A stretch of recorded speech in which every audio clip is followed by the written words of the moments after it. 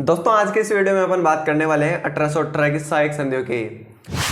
तो स्वागत है आपका मेरा इस YouTube channel GK lover VK में। आई होप आप सब बढ़िया होंगे।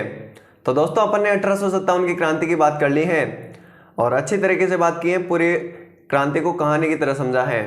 तो क्रांति को देख लेना सभी लोग। और आज अपन बात करने वाले हैं 1818 की जो आश्रित पारतकी की संधियां हुई थी उसको देखने वाले हैं। लेकिन उससे पहले अपन उसकी भूमिका देखेंगे कि आखिर ये क्यों हुई और इसकी क्या शर्तें थी, और इससे पहले जो 1803 की सहायक संधियां हुई थी वो क्यों असफल हुई, उन सब का कारण देखेंगे।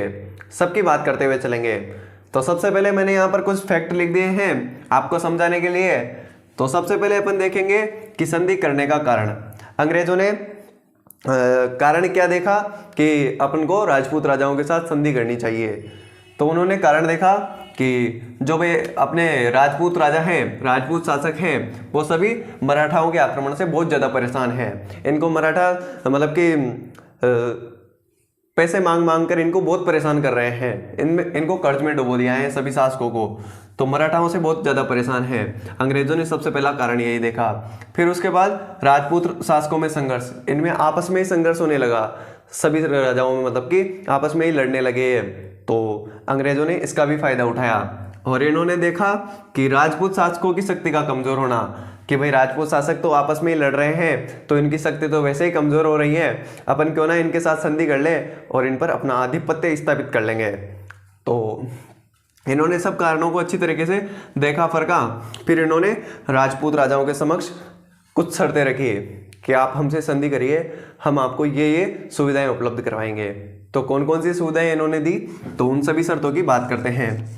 सुविधाओं को शर्तों में देखते हैं। तो पहले इन्होंने कहा कि कंपनी व संधिकर्ता राज्यों के साथ सदैव मित्रता रहेगी, यानी कि जो भी राज्य कंपनी ईस्ट इंडिया कंपनी के साथ संधि करेगा उसके साथ सदैव मित्रता रहेगी। उस राज्य का जो भी मित्र होगा वो कंपनी का मित्र होगा और जो उसका शत्रु होगा वो उस कंपनी का भी शत्रु होगा। ऐसा इन्होंने राजाओं से कहा। तो पहली शर्त तो ये रखी। और फिर दूसरी शर्त रखी कि संधिकर्ता राज्य की रक्षा का दायित्व कंपनी का होगा। तो अपने राजपूत राजा तो वैसे ही परेशान थे मराठाओं से, तो इन्होंने कह दिया कि अब तुम्हारी रक्षा का दायित्व हमारा होगा, बस हमारे साथ संधि कर लो।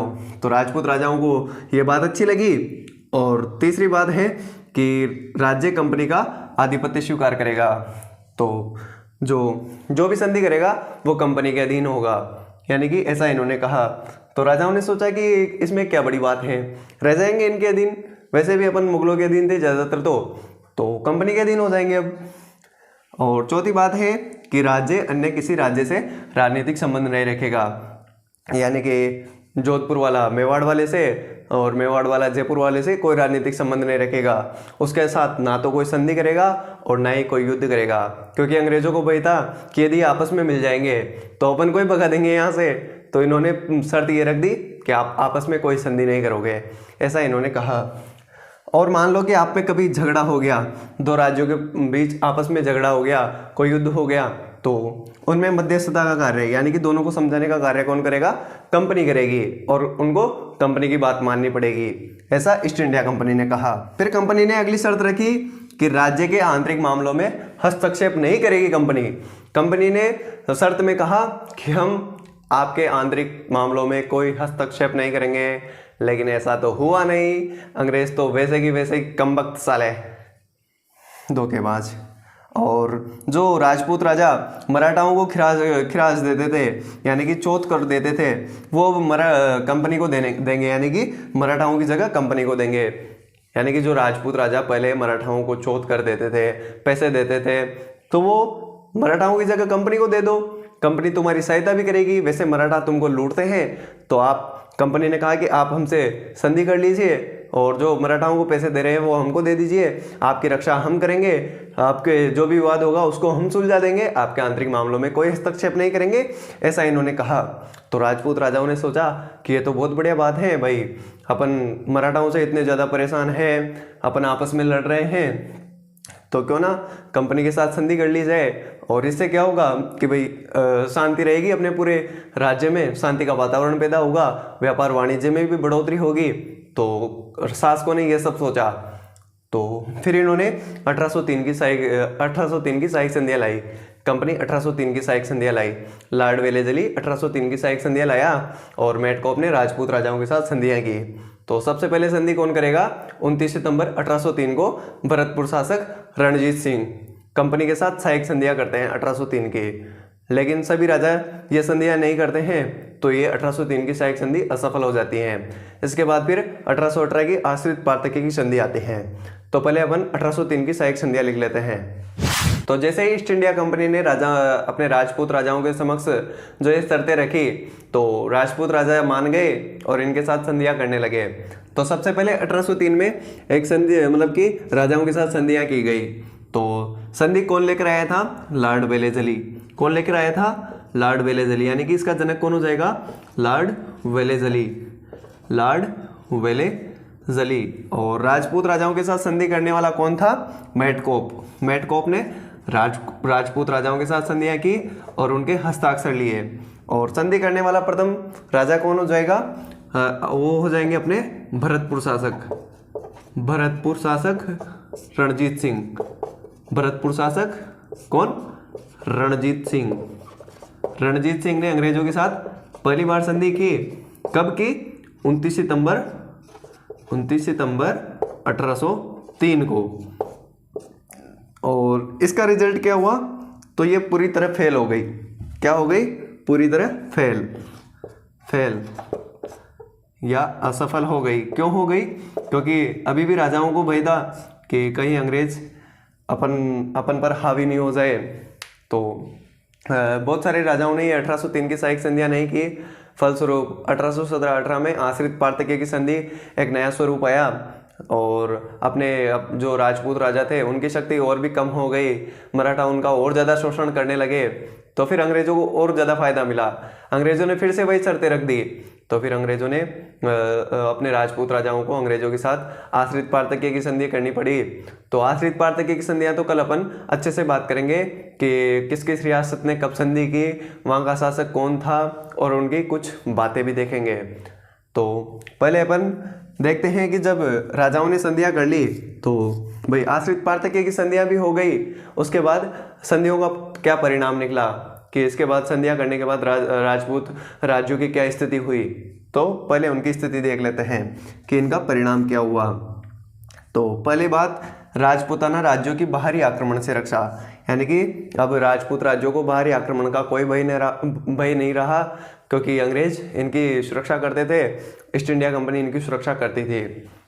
तो पहली बात तो ये हो गई। फिर दूसरी बात, शांति का वातावरण स्थापित हो गया। पूरे राज्य में शांति का वातावरण स्थापित हो गया कि भाई चारों तरफ शांति हो गई, जिससे व्यापार और वाणिज्य में वृद्धि हुई। क्यों? क्योंकि जब शांति रहेगी तभी तो एक दूसरे से व्यापार कर पाएंगे। एक राज्य के दूसरे राज्य में व्यापार होगा तो इससे व्यापार वाणिज्य में भी वृद्धि हुई। फिर तीसरा हो जाएगा सामंतों में विद्रोह की भावना। सामंतों में विद्रोह की भावना क्यों उत्पन्न होगी? क्योंकि जब पहले सामंत अपनी सेना राजा के समक्ष प्रस्तुत करते थे, अब अंग्रेज प्रस्तुत करने लगे तो सामंतों की भी क्या होने लगी? शक्ति कम होने लगी। सामंतों की शक्ति कम होने लगी, जिससे सामंतों में विद्रोह की भावना पैदा होने लगी कि अब राजा को अपनी जरूरत ही नहीं है, राजा अपने को मानता ही नहीं है, अपनी इज्जत करते ही नहीं है राजा जी। तो सामंतों में विद्रोह की भावना पैदा होने लगी। चौथी बात कि राजाओं की आर्थिक स्थिति दयनीय व कर्ज को बढ़ावा मिला। कि भाई राजाओं की आर्थिक स्थिति कैसे दयनीय होने लगी कि जो अपने अंग्रेज से ईस्ट इंडिया कंपनी थी वो इनसे रोजाना क्या करती थी? खिराज वसूलती थी, जिससे राजा दिन प्रतिदिन कर्ज में डूबता जा रहा था। तो राज्य की स्थिति बहुत ज़्यादा दयनीय होने लगी और कर्ज को बढ़ावा मिला। और पांचवी बात कि कंपनी का हस्तक्षेप बढ़ा कि भाई कंपनी सभी मामलों में हस्तक्षेप करने लगी कि आपको इसके साथ संधि करनी चाहिए, आपको ये करना चाहिए, वो करना चाहिए, आपका उत्तराधिकारी कौन होगा, सब मामलों में मतलब कि ये अपने ईस्ट इंडिया कंपनी हस्तक्षेप करने लगी। तो हस्तक्षेप इनका बहुत ज़्यादा बढ़ गया, तभी अपने 1857 की क्रांति हुई थी। फिर छठी बात कि राज्यों में आंतरिक कलह एवं संघर्ष। ये अंग्रेज क्या करते थे? फूट डालो राज करो, ऐसी नीति अपनाते थे।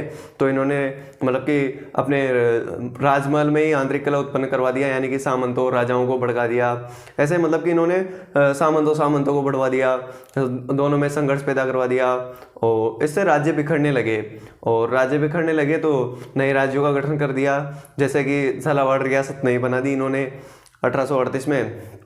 ऐसे इन्होंने बहुत सारे हस्तक्षेप किए, तो राज्यों में आंतरिक कलह एवं संघर्ष उत्पन्न होने लगा कि आपस में लड़वाते रहे। और अपने राजपूत राजा जो अपने इंडियन होते हैं वो भोले भाले होते हैं और इनके बहकावे में आकर लड़ने लग जाते हैं।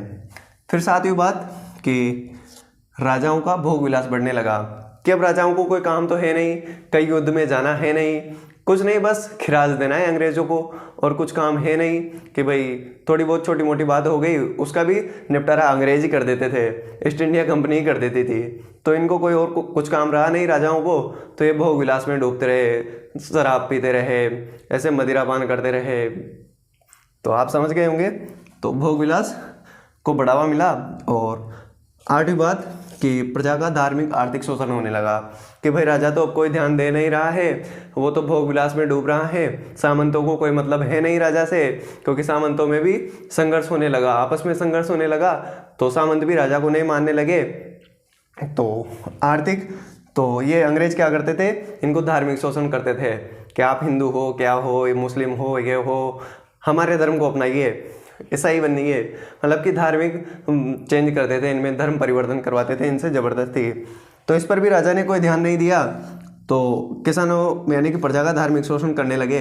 और आर्थिक शोषण कैसे करते थे कि भाई प्रजा से कितना कर्जा वसूल करेंगे, क्या करेंगे, सब अंग्रेजों के हाथों में आ गया, तो इनका आर्थिक शोषण करने लगे अंग्रेज।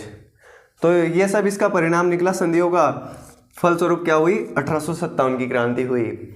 तो कल अपन आश्रित पार्थक्य की संधियां देखेंगे कि किन किन राजाओं ने कब कब संधि की, आश्रित पार्थक्य की। और आई होप आपको ये सब समझ में आ गया होगा, ये सब बेसिक है आश्रित पार्थक्य की संधियों का।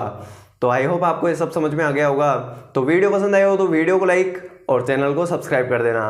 मैं मिलता हूँ आपसे अगली वीडियो में, तब तक के लिए thank you, tata, bye bye.